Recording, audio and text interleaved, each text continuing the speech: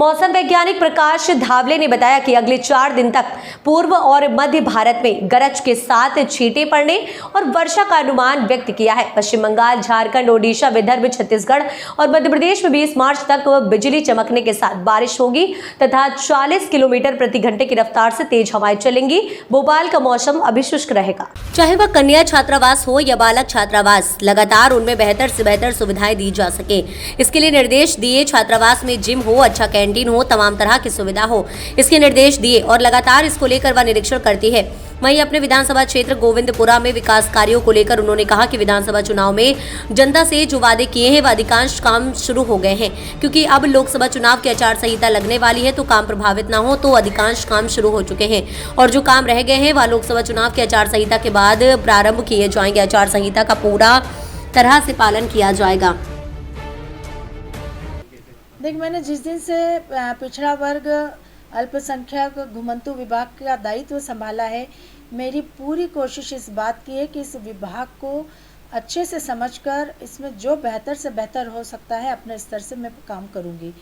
और इसी संदर्भ में जब मैंने लगातार छात्रावासों के दौरे किए, विशेषकर गर्ल्स छात्रावासों के, बालिका छात्रावासों के, तो उसमें ये पाया कि बहुत सारी कमियां हैं जिसको दूर करना है। बॉयज़ हॉस्टल में भी हम गए और वहाँ भी हमने बच्चों से पूछा उनकी रिक्वायरमेंट क्या है और हॉस्टल्स हमारे सुचारू रूप से बच्चों के लिए सुविधाजनक रहे ताकि उनको एक अच्छा वातावरण हॉस्टल्स में पढ़ने का मिले, आगे बढ़ने का हो। इस दृष्टि से हमने वहाँ कुछ प्राथमिकताएं तय की है, जिसमें प्रमुख रूप से हर हॉस्टल में वाईफाई की सुविधा, मैस की सुविधा, सोलर पैनल की सुविधा, जिम की सुविधा और साथ ही साथ लाइब्रेरी और ई लाइब्रेरी की सुविधा।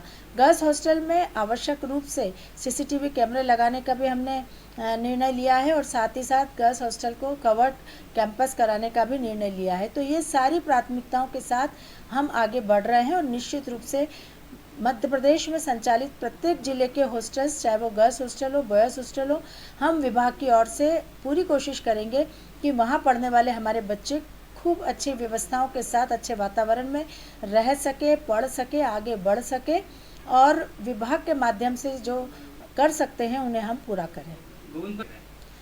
विधानसभा चुनाव के पूर्व जनता से जो वादे किए थे उन वादों को पूरा करने के लिए चुनाव के तत्काल पश्चात हमने जो वर्क ऑर्डर हो गए थे उन कामों को शुरू कराया। जो वादे किए थे उनके एस्टीमेट बनवाकर उनको प्रोसेस में लेकर हम आए हैं और जो वर्क ऑर्डर बाद वाले कामों के हुए हैं उनको भी हमने शुरू करवा दिया है ताकि आचार संहिता का किसी भी प्रकार का बंधन उसमें निष्क्रिय हो जाए। और इस दृष्टि से लगातार हमारे विकास कार्य चल रहे हैं, जो नहीं हो पाए वो चुनाव के बाद कराएंगे। तो गोविंदपुरा विधानसभा क्षेत्र में विकास कार्यों की श्रृंखला विधानसभा चुनाव के पहले भी लगातार सतत जारी थी और अभी भी बहुत विकास कार्य चल रहे हैं, बहुत विकास कराना बाकी है। लोकसभा के चुनाव की संभवतः आज निर्वाचन आयोग की बैठक के साथ ही आचार संहिता लागू होने जा रही है। इस दृष्टि से चुनाव जब तक रहेंगे तब तक विकास कार्य बंद रहेंगे और उसके बाद जब आचार संहिता खत्म हो जाएगी तो फिर हम फिर से प्रारंभ करेंगे। तो हम सबको आचार संहिता का पालन करना है और इस दृष्टि से कोई भी काम ऐसा हम नहीं करेंगे जिससे आचार संहिता का उल्लंघन हो।